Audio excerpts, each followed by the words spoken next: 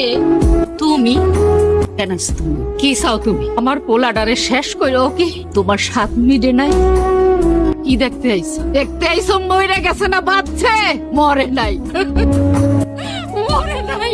আমার পুতে এখনো বাচ্চা আছে। বুঝতে দেখো এখনো বাচ্চা আছে। ওর একটা মাত্র পুত। কি অপরাধ করছিল? কি অপরাধ করছিল?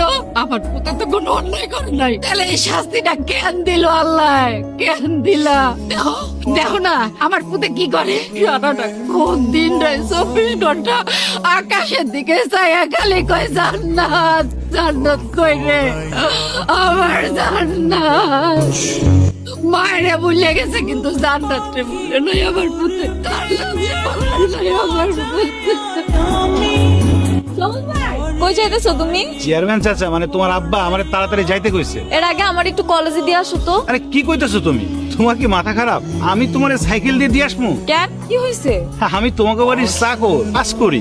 আমি যদি তোমারে আমার সাইকেলে করে দিয়ে আসি গ্রামের লোকজন দেখলে তোমারে কি বলবে? কি আশ্চর্য সবুজ ভাই, তুমি এগুলা কি বলতেছো? তোমারই কি আমরা চাকর মনে করি? তুমি আমাকে ফ্যামিলি মেম্বারের মতো। আমার একটু কলেজে দিয়ে আসবা, তাতে কি এমন হবে বলো? মানে এমনি দেরি হয়ে যাইতেছে, তুমি যদি একটু দিয়ে আসো তাহলে আমি তাড়াতাড়ি যাইতে পারবো। তুমি যদি না নিয়ে যাও তাহলে কিন্তু আমি খুব কষ্ট পাবো। তোমার লগে রাগ করবো আর কথা কম। কত বড় সাহস তোর এই ভাঙা সাইকেলে আমার মাইয়ারে উঠাইছস? এই তুই কি ভুলে গেছস? তুই বুঝতাছস আমার হুকুমের গোলাম, আমার চাকর। চেয়ারম্যান সাহেব আমার ভুল হয়ে গেছে, বিশ্বাস করেন আমার কোনো দোষ নাই।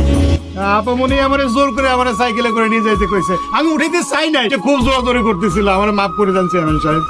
কোন কেটেছে? এই তুই জানোস না আমি হইতাছে অত্ত এলাকার চেয়ারম্যান। 10 গ্রাম মানুষ আমাকে সম্মান করে, ইজ্জত দেয়। আর মানুষজন যদি দেখে তোর এই ভাঙা সাইকেলের উপরে আমার মাইয়া উঠতে ইজ্জত থাকবো, লোকে কি কইব? ভবিষ্যতে যদি এই ভাঙা সাইকেলে আমি আমার মায়ের উঠতে দেখি না, তোর এই সাইকেল ভাঙার হাতে ধরাই দিব আর তোরে একের উপরে মারে। কথাটা যেন মনে থাকে। জান্নাত এরকম একটা পরী এইখানে আছে আমি তো জানতামই না।